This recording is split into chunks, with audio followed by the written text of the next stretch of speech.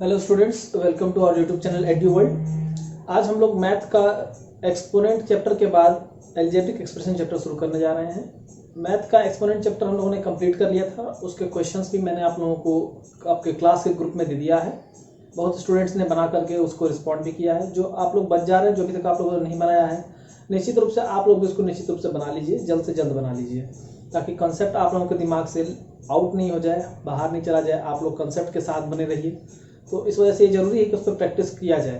तो प्रैक्टिस किया जाए तो आप लोग निश्चित रूप से प्रैक्टिस कीजिए। और नेक्स्ट कल के क्लास के बाद, मतलब आज के क्लास के बाद, नेक्स्ट क्लास से पहले आप लोग उसका आंसर शीट बना करके निश्चित रूप से ग्रुप में सबमिट कर दीजिए। और आज जो मैं ये चैप्टर पढ़ाने जा रहा हूँ, जिसके कंसेप्ट को ध्यान समझेंगे, आप लोग पेपर पेन लेके बैठा कीजिए और साथ में कंसेप्ट को नोट करते चलिए और बाद में उसका एक स्क्रीनशॉट मुझे निश्चित रूप से भेज दीजिए। तो मैं समझ तब इससे मैं कंक्लूजन निकालूंगा कि ये स्टूडेंट्स ने हमारे साथ में पूरा क्लास किया हुआ है। तो बहुत सारे स्टूडेंट की अटेंडेंस तो आ जा रहे हैं, लेकिन उनका क्लास में मुझे समझ में नहीं आ रहा, क्योंकि वो रिस्पॉन्ड नहीं कर रहे हैं, आंसर नहीं दे रहे हैं। तो आप लोग ग्रुप में शुरू से लेके अंत तक या क्लास में शुरू से अंत तक बने रहिए। और जहाँ जहाँ मैं आपसे क्वेश्चन पूछता हूँ, आप लोग एक कंपटीशन का माहौल बनाइए और कोशिश कीजिए कि पहले आप आंसर दें, पहले आप उत्तर दें। ऐसा आप लोग निश्चित रूप से प्रयास कीजिए।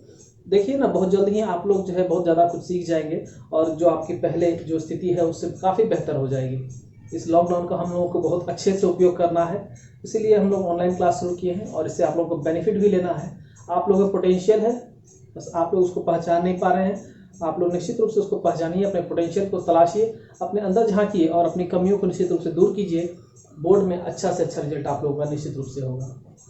तो देखिए, ये अलजेब्रिक एक्सप्रेशन चैप्टर मैं शुरू करने जा रहा हूँ आज। तो ये क्लास 6 से लेकर के क्लास 10th के लिए सबके लिए उपयोगी है। मैं बार बार ये बात कहता हूँ, आप लोग समझते हैं या नहीं समझते मुझे नहीं पता, इसलिए मैंने आज लिख भी दिया है। जैसे क्लास 6 में ये लेसन 8 में है, क्लास 7 में लेसन 6 में है और क्लास 8 में लेसन 6 में है, और क्लास 9th और 10th में तो जितने भी अलजेब्रिक एक्सप्रेशन का पूरा चैप्टर ही है, जिस पे बेस्ड ऑन जैसे लीनियर इक्वेशंस भी है, इसमें भी अलजेब्रिक एक्सप्रेशन का यूज हुआ है। तो यहाँ तो इसका बहुत ही ज्यादा इस्तेमाल है 9th और 10th में। तो ये 6 में भी है, 7 में भी, 8 में भी है। कंसेप्ट भी सेम रहेगा। जो मैं कंसेप्ट आपको करा रहा हूँ बुक में, आपको सेम वैसा ही कंसेप्ट मिलेगा। क्वेश्चंस को आप उसी तरह से सॉल्व कर पाएंगे। आप बना के देखेंगे, निश्चित रूप से आपसे सारे सवाल बन जाएंगे। तो आइए शुरू करते हैं आज हम लोग अलजेब्रिक एक्सप्रेशन का चैप्टर। तो सबसे पहले ये समझिए कि अलजेब्रिक एक्सप्रेशन क्या होता है या अलजेब्रा क्या है। जो अलजेब्रिक एक्सप्रेशन हम लोग कह रहे हैं या पढ़ रहे हैं, इसमें जो टर्म है अलजेब्रा, तो अलजेब्रा क्या है कि जनरलाइज अरिथमेटिक है। जनरलाइज अरिथमेटिक है, जिसमें क्या होता है, नंबर्स को हम लोग लेटर्स के फॉर्म में रिप्रेजेंट करते हैं और उनको हम लोग लिटरल नंबर्स या लिटरल्स कहते हैं। क्योंकि लिटरल्स भी नंबर ही होते हैं, संख्याएं ही होती हैं, इसलिए वह जो है फॉलो करती है जितने भी एडिशन, सब्ट्रैक्शन, डिवीजन और मल्टीप्लिकेशन के जितने भी रूल्स होते हैं, उन सभी को वो फॉलो करती है। तो ये अलजेब्रिक एक्सप्रेशन या अलजेब्रा कहलाता है। तो अलजेब्रिक एक्सप्रेशन अलजेब्रा से ही बनता है, इसी के अंदर का एक पार्ट अलजेब्रा का अलजेब्रिक एक्सप्रेशन है। आइए समझते हैं कि जो लिटरल्स हैं और जो नंबर्स यानी संख्याएं हैं, उनके बीच का ऑपरेशन कैसे होगा। मैं आप लोगों को जब अटेंडेंस देने के लिए कहूंगा तभी आप साइड चैट में अटेंडेंस देंगे। अभी आप लोग समझिए इसको अच्छे से। देखिए, सबसे पहला जो ऑपरेशन है एडिशन का है, यानी addition on literals and numbers. अब लिटरल्स क्या है, ये कुछ भी x, y, z, a, b, c कोई भी लेटर हो सकते हैं इंग्लिश अल्फाबेट के। और नंबर्स तो आप जान रहे हैं, नंबर्स 1, 2, 3, 4 जितने भी होते हैं, ये सारे नंबर्स होते हैं। तो देखिए, एडिशन की अगर बात करें, अगर हम लिखेंगे कि x में 5 हमने जोड़ दिया या a में हमने 5 जोड़ दिया है, तो उसको हम लिखेंगे x + 5। अब यह समझिए कि यह एक अलग क्वांटिटी है और यह एक अलग क्वांटिटी है। जब तक इसकी वैल्यू हमको नोन नहीं है, जब तक पता नहीं है कि x की वैल्यू कितनी है, तब तक ये अननोन क्वांटिटी है मेरे लिए। समझिए कि आपको मैं 2 किटकैट और 2 डेयरी मिल्क दे रहा हूँ, 2 किटकैट और 2 डेयरी मिल्क दे रहा हूँ। तो मैं आपसे पूछूंगा कि आपके पास किटकैट कितने हैं, तो आप क्या कहेंगे, 2 किटकैट हैं। और अगर डेयरी मिल्क पूछूंगा तो भी आप बोलेंगे 2 डेयरी मिल्क हैं, यदि आपने उन्हें खा नहीं गया हो तो उसी तरह से ये x जो है ये एक अलग क्वांटिटी है और ये 5 जो है ये एक अलग क्वांटिटी है। अगर हमको इन दोनों को जोड़ना होगा तो सिंपली लिखेंगे x + 5, लेकिन जब तक x की वैल्यू हमको पता नहीं होगा तब तक x + 5 की वैल्यू भी हम लोग नहीं बता पाएंगे। क्लियर है? चैट बॉक्स में बताइए। नाउ देखिए x प्लस 5 को हम लोग कम्यूटेटिव लॉ ऑफ एडिशन के द्वारा 5 प्लस एक्स भी लिख सकते हैं, कोई दिक्कत नहीं। कम्यूटेटिव प्रॉपर्टी आप लोगों ने पढ़ा हुआ है पहले से, तो ये कम्यूटेटिव प्रॉपर्टी होल्ड करता है। x प्लस 5 को हम लोग 5 प्लस एक्स लिख सकते हैं, कोई दिक्कत की बात नहीं है। अगर इस x में 0 को जोड़ा जाए तो कोई फर्क नहीं पड़ेगा, उसकी वैल्यू x ही रहेगी। ये देखिए एसोसिएटिव लॉ, अगर पहले हम लोग a प्लस बी को जोड़े और तब उसमें c को जोड़े, या पहले a और c को जोड़े बाद में b को जोड़े, कोई फर्क नहीं पड़ता। तो ये सारे प्रॉपर्टीज को होल्ड कर रहा है। देखिए इसको समझना इसलिए आवश्यक है कि वर्ड प्रॉब्लम जब आप बनाएंगे तो आपको इसको समझ होना चाहिए आपको, तभी आपसे वर्ड प्रॉब्लम्स बनेंगे, क्योंकि वर्ड में इस तरह से लिखा होगा तो उसको डिकोड कर पाने का आपको नॉलेज होना चाहिए, तो वो नॉलेज आपको यहीं से मिलेगा। देखिए सब्ट्रैक्शन की बात करते हैं। 5 लेस देन लिटरल x या सिंपल 5 लेस देन x अगर लिखा हो तो उसको कैसे लिखेंगे? x माइनस 5, यानी 5 कम है इस x में से। समझ रहे हैं बात को? आपको वर्ड प्रॉब्लम में यही सब चीजें लिखी हुई मिलेंगी, इसलिए यहीं पर समझ लें ताकि वहां पर आपको कंफ्यूजन ना हो, परेशानी ना हो। y लेस देन x, इसको कैसे लिखेंगे? x minus y। y less है किससे? x से, तो x में किसको घटाएंगे? y को। 5 लेस है किससे? x से, तो 5 को घटाएंगे x में। क्लियर हो रहा है? चैट बॉक्स में लिखिए। आइए मल्टीप्लिकेशन, मेरी क्लासेस जो है संभवतः अल्टरनेट डे पे चलेंगी, कभी कभी डेली भी हो सकती है, ज्यादातर अल्टरनेट डे पे ही होंगी। तो आप लोगों को एक दिन का समय मिलेगा, आप लोगों को जो मैं वर्क दूंगा आप नेक्स्ट डे वर्क को सबमिट निश्चित रूप से कर देंगे। अब देखिए मल्टीप्लिकेशन देखते हैं। 4 टाइम्स x अगर लिखना हो तो लिखेंगे 4 मल्टीप्लाइड बाय x, और इसको हम लोग 4x लिखेंगे। प्रोडक्ट लिखना हो हमको x और y का, तो वो हो जाएगा x मल्टीप्लाइड बाय y, इसको x इंटू वाई लिखेंगे या एक्स वाई भी लिख सकते हैं। क्लियर है? और किसी भी लिटरल से X Y Z A B C किसी के लिए हम लोग के पास कुछ और प्रॉपर्टीज हैं, जैसे कि अगर किसी लिटरल को 0 से गुना करें, मल्टीप्लाई करें तो उसकी वैल्यू 0 हो जाएगी। 1 से मल्टीप्लाई करें तो उसकी वैल्यू सेम ही रहेगी।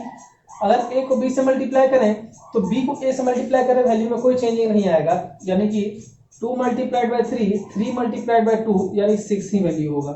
क्लियर है? A B multiplied by C और a multiplied by B C, यानी एसोसिएटिव लॉ जो है मल्टीप्लिकेशन में होल्ड करेगा, यानी 2 को पहले 3 से मल्टीप्लाई करें फिर 4 से मल्टीप्लाई करें, या 4 को पहले 3 से मल्टीप्लाई कर लें फिर 2 से मल्टीप्लाई कर लें, वैल्यू में चेंजिंग नहीं आएगा। और ये distributive law of multiplication over addition को भी फॉलो करता है।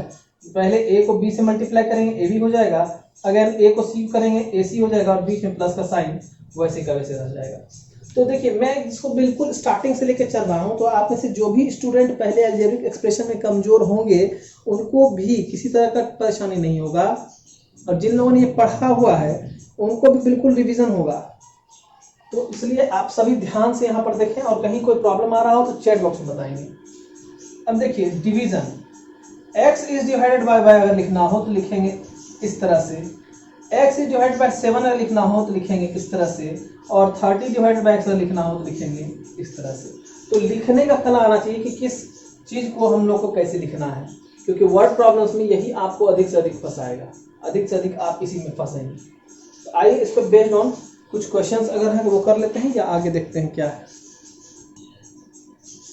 आइए कुछ क्वेश्चंस मैंने लिखे हुए हैं बोर्ड पर, इसको हम लोग सॉल्व करते हैं, जितना अभी तक हम लोगों ने पढ़ा है उसी के बेसिस पर। देखिए thrice x added to y squared, ये इसी तरह के क्वेश्चंस न्यूमेरिकल्स में ऐड किए जाएंगे, जो वर्ड प्रॉब्लम्स है उसमें ऐड किए जाएंगे, और आप लोग वहां पर ना फंसे इसलिए अभी इसको ध्यान से समझ लें, निश्चित रूप से आपसे एक भी वर्ड प्रॉब्लम नहीं छूटेगा। और ये बेसिक है मैथ का अलजेब्रिक एक्सप्रेशन, स्टार्टिंग से मैं शुरू कर रहा हूँ उसको, आप निश्चित रूप से इसको समझिए, ये आपका पीछा कहीं नहीं छोड़ेगा। इवन 11, 12 आप ग्रेजुएशन में चले जाइए, वहाँ भी वेक्टर और जितने भी कोई चैप्टर्स हैं उनमें कहीं आपको इससे पीछा नहीं छूटने वाला है।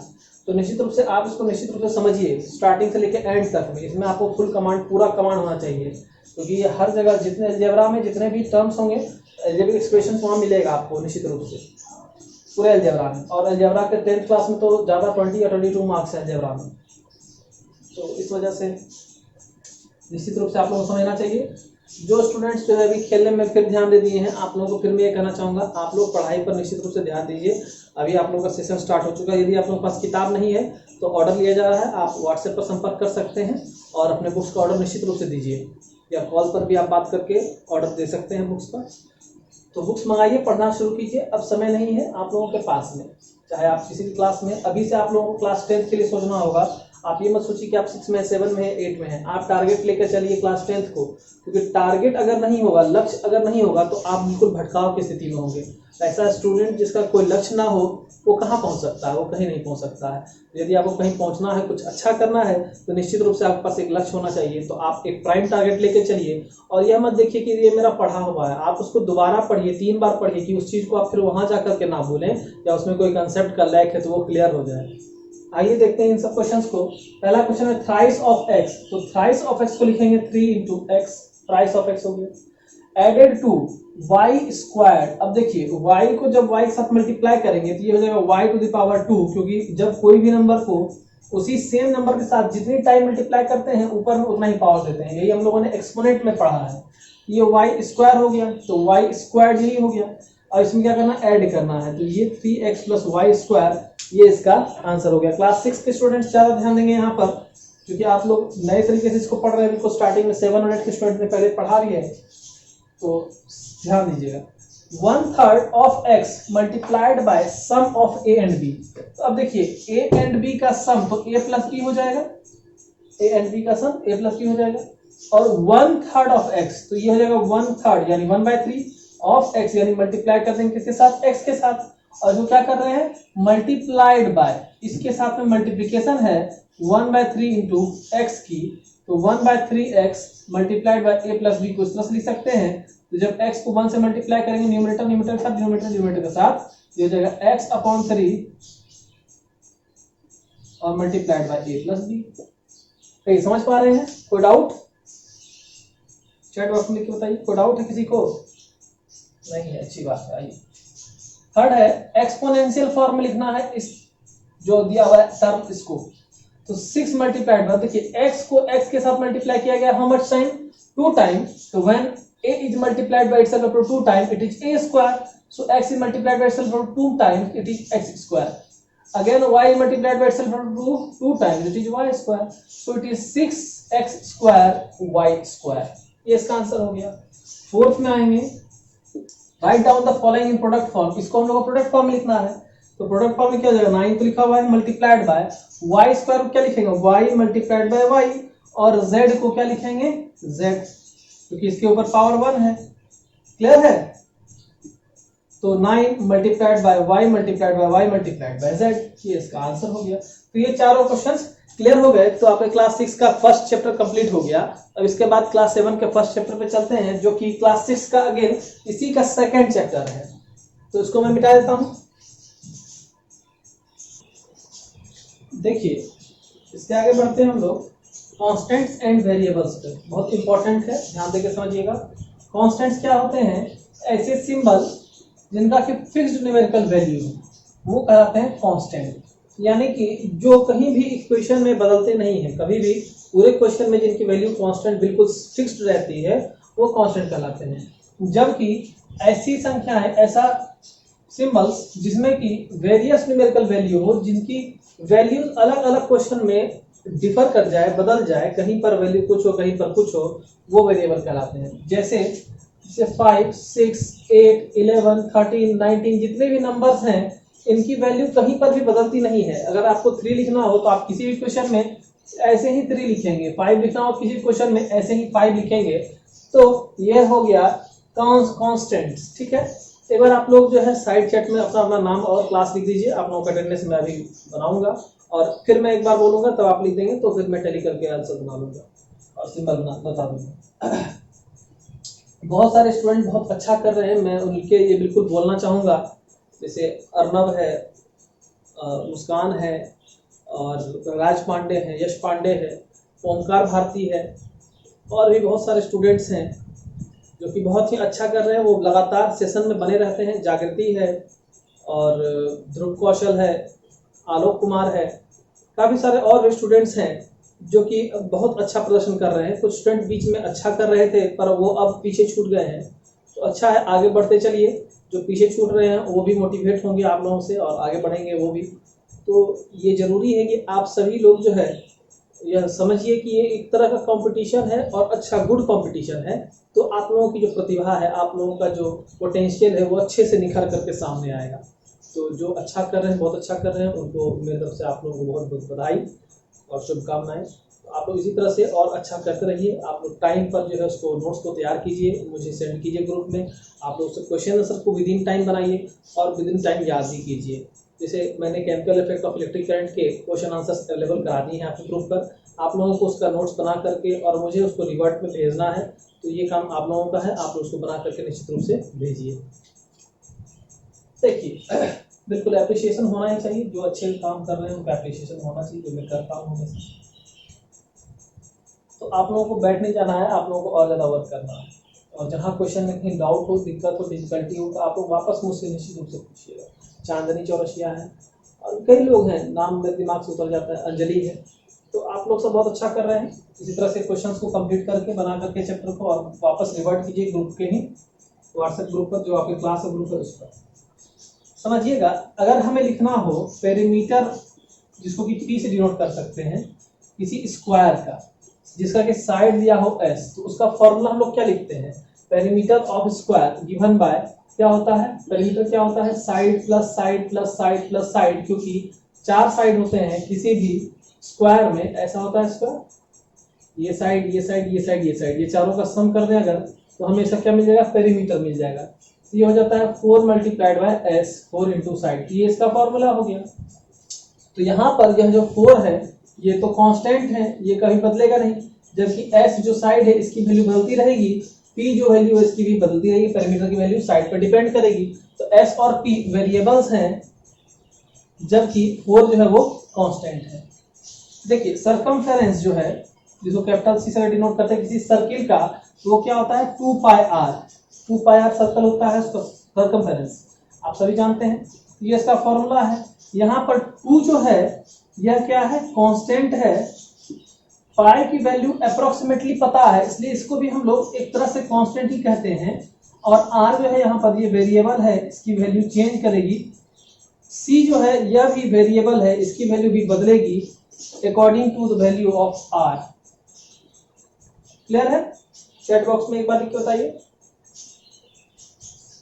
इसके बाद मैं आप लोगों को सवाल करने के लिए भी दूंगा और उत्तर करके आप लोग मुझे दिखाएंगे, तो मुझे पता चल जाएगा कि इतने स्टूडेंट्स जो हैं हमारे साथ जुड़े हुए हैं। आप लोगों को वीडियो को स्टार्टिंग से लेकर के एंड तक देखना है, और जो लेट स्टूडेंट्स आ रहे हैं या लेट आए हैं वो फिर से दोबारा वीडियो को देखेंगे, और पहले के वीडियोस भी आप लोग लगातार देखते रहिए। लाइट चैप्टर मैंने कंप्लीट करा दिया है, लाइट के लिए मैं दोबारा नहीं कराऊंगा। तो देखिए ये वेरिएबल टर्म्स हो गए और ये कांस्टेंट टर्म हो गया, जो कि फिक्स रहता है हमेशा। सपोज कि यही मैं आपको बताऊं कि साइड अगर किसी स्क्वायर का 2 है और किसी स्क्वायर का 4 है, तो इसका जो पेरीमीटर होगा तो वो 4 इंटू साइड यानी कि 4 इंटू 2 कितना हो जाएगा? 8 हो जाएगा। जबकि इसका जो पेरीमीटर होगा वो 4 इंटू साइड यानी कि 4 इंटू 4 इज इक्वल टू 16 हो जाएगा। तो देखिए यहाँ पर साइड भी चेंज हो गया, यहाँ पर 2 था यहाँ पर 4 हो गया, यहाँ पेरीमीटर कितना था? 8 था, यहाँ पेरीमीटर कितना हो गया? 16 हो गया। डिपेंड किया किस पर? इस वैल्यू पर, यानी कि कौन सा वैल्यू है? साइड की वैल्यू है। इसलिए P और S यहाँ पर दोनों क्या हुआ? वेरिएबल हुआ, और बाकी ये 4 जो था ये कांस्टेंट था। क्लियर है? समझ रहे हैं? अब देखिए एल्जेब्रिक एक्सप्रेशंस क्या होते हैं? यही कांस्टेंट और वेरिएबल्स का कॉम्बिनेशन, जहां पर कि चारों फंडामेंटल ऑपरेशंस में से कोई 1, 2, 3 या चारों लगाए जाएं, वही एल्जेब्रिक एक्सप्रेशन कहलाते हैं। क्लियर है? ऐसा कॉम्बिनेशन कांस्टेंट और वेरिएबल का, जहां पर कि उनको कनेक्ट किया जा रहा है 4 फंडामेंटल ऑपरेशंस में से किसी 1, 2, 3 या चारों के साथ में, वो क्या कहलाता है? एल्जेब्रिक एक्सप्रेशन कहलाता है। देखिए इसमें टर्म्स भी होते हैं, एल्जेब्रिक एक्सप्रेशन में टर्म्स होते हैं। जैसे देखिए यह जो है एक एल्जेब्रिक एक्सप्रेशन यहाँ दिया हुआ है, 5 - 3x + 4x²y। यह एक एल्जेब्रिक कंप्लीट एक एल्जेब्रिक एक्सप्रेशन है, लेकिन इस एल्जेब्रिक एक्सप्रेशन में टर्म्स हैं। कितने टर्म्स हैं? तो 3 टर्म्स हैं। कौन कौन से 3 टर्म्स हैं? कैसे हम लोग जानेंगे? तो वैसे डिफरेंट पार्ट्स किसी एल्जेब्रिक एक्सप्रेशन के जिनको कि सेपरेट किया जा रहा है पॉजिटिव और नेगेटिव, यानी एडिशन या सब्ट्रैक्शन के साइन के साथ में, वही क्या कहलाएंगे? Terms of the expression. यहाँ पर मल्टीप्लिकेशन और डिवीजन नहीं होगा, यहाँ पर एडिशन या सब्ट्रैक्शन के साथ हमेशा होगा। जैसे यहाँ पर देखिए 5 - सब्ट्रैक्शन है 3x, फिर यहाँ का एडिशन है 4x²y।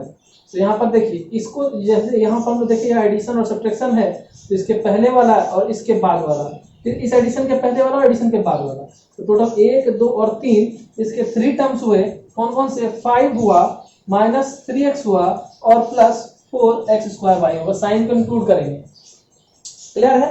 अब आप लोग मुझे ये बताइए, ये जो दूसरा क्वेश्चन मैंने लिखा है 7x² - 5xy + y² z, ये z है, y² z y² z -8, यह अलजेब्रिक एक्सप्रेशन में कितने टर्म्स हैं? बस आप इतना ही बता दीजिए कितने टर्म्स हैं, तो मैं आप लोगों को बताऊंगा वो टर्म्स कौन कौन से। या अगर आप लिख सकिए तो आप चैट बॉक्स में लिख के बताइए कि वो कौन कौन से टर्म्स हैं। मैं वेट कर रहा हूँ आप लोगों का, आप लोगों को हाफ मिनट का समय देता हूँ, 30 सेकेंड्स में आप लोग निश्चित रूप से लिख के बताइए। तो तक कुछ बातें करते हैं। आइए, आप लोग की पढ़ाई अच्छी चल रही है, मुझे लगता है ऐसा कि आप लोग ज़्यादा कॉन्शियस हो जाएंगे पढ़ाई के लिए। और जो भी आपके दोस्त अभी तक जो है जिनको पता अगर नहीं चला है कि पढ़ाई हो रही है, उनको निश्चित रूप से ये बता दीजिए कि हम लोग ऑनलाइन चैनल एड्यूवर्ल्ड के माध्यम से पढ़ाई करवा रहे हैं। आप लोग निश्चित रूप से पढ़ाई कीजिए। सेशन अगर अच्छा लग रहा है, समझ में आ रहा है, सब कोई दिक्कत नहीं है, लाइक बटन बिल्कुल प्रेस कर दीजिए और अप्रिशिएट कर सकते हैं आप लोग चैट बॉक्स में अगर आप लोगों को क्लास अच्छा लगा। इसके बाद फिर हम लोग किसी का आगे का पार्ट करते चलेंगे। ये देखिए 7 और 8 दोनों का है कंबाइंड। 6 वाले भी इसको पढ़ रहे हैं, 6 7 8 तीनों का कंबाइंड इसलिए हो गया क्योंकि 6 वाले का सेकंड चैप्टर में यही है, तो मैं इसको दोबारा नहीं पढ़ाऊंगा, यही चीज उनको फिर से पढ़ना है, तो ये हो गया। और 7 और 8 आप लोगों का फर्स्ट चैप्टर में ये है, इसके लिए कहीं कोई दिक्कत की बात नहीं है। 9th और 10th के लिए बेस है बिल्कुल। अगर आप लोग अभी कमजोर हैं अलजेब्रिक एक्सप्रेशन में, तो इसी की वजह से कमजोर हैं। अगर आप इसको समझ जाएंगे, सीख जाएंगे, तो निश्चित रूप से आपसे कोई भी अलजेब्रिक एक्सप्रेशन का सवाल नहीं छूटेगा। तो देखिए यहाँ पर जो है 1 2 3 और ये 4 टर्म्स हैं। क्लियर हो गया? कितने टर्म्स हैं? 4 टर्म्स हैं। देखिए सब्ट्रैक्शन से, एडिशन से, और फिर यहाँ सब्ट्रैक्शन से सेपरेटेड है इसके पहले और बाद वाला, फिर इसके पहले और बाद वाला, और इसके पहले और बाद वाला टर्म्स को लेंगे तो टर्म्स हो जाएगा मेरे पास कौन कौन सा? 7x² - 5xy y² z और -8, ये 4 टर्म्स हो गए। आइए अब सीखते हैं कि नाम लिखना कि कितने टर्म्स होंगे तो उसको क्या नाम दिया जाएगा। बहुत आसान है। अब समझेंगे टाइप्स ऑफ अलजेब्रिक एक्सप्रेशंस कितने होते हैं। तो मोनोमियल, बायनोमियल, ट्राइनोमियल, क्वाड्रिनोमियल और पॉलिनोमियल, ये 5 वेरियस टाइप्स हैं अलजेब्रिक एक्सप्रेशंस के। तो देखिए मोनोमियल क्या होता है? मोनोमियल्स वैसे अलजेब्रिक एक्सप्रेशन होते हैं जिनमें केवल एक टर्म होता है, containing only one term and is known as monomials। जैसे 3x² y -5 -8x² y, ये सारे टर्म्स जो हैं सिर्फ सिंगल टर्म्स हैं, इसलिए ये क्या कहलाएंगे? मोनोमियल्स कहलाएंगे। और भी हो सकते हैं 3x 5y 9z, इस तरह के क्वेश्चंस, इस तरह के टर्म्स जो हैं वो मोनोमियल्स कहलाते हैं। बायनोमियल्स क्या होते हैं? ऐसे अलजेब्रिक एक्सप्रेशन जिनमें कि 2 टर्म होता है, जैसे 2a + 3b 5c + 9d 3x² y - 4x³ y², या x - y z - x, इस तरह से लिखा जा सकता है। ये बायनोमियल्स हैं। ट्राइनोमियल्स क्या होंगे? उसी तरह से वैसे अलजेब्रिक एक्सप्रेशन जिनमें कि 3 टर्म्स होगा वो ट्राइनोमियल कहलाएंगे, जैसे 3a + 4b - 6c 6a + 4b - 5c या e, और x³ - y³ - z³ भी एग्जांपल है ट्राइनोमियल का। क्वाड्रिनोमियल जिनमें कि 4 टर्म होंगे, तो देखिए x y z और एक ये मोनोमियल, ये 4 टर्म्स हो गए। यहाँ पर भी x y z और 6 4 टर्म हो गया।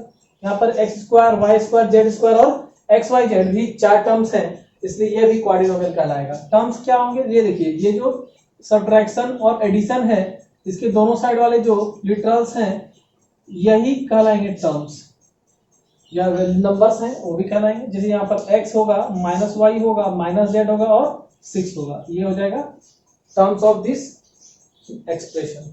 इसमें 4 होंगे तो पॉलिनोमियल हो जाएगा।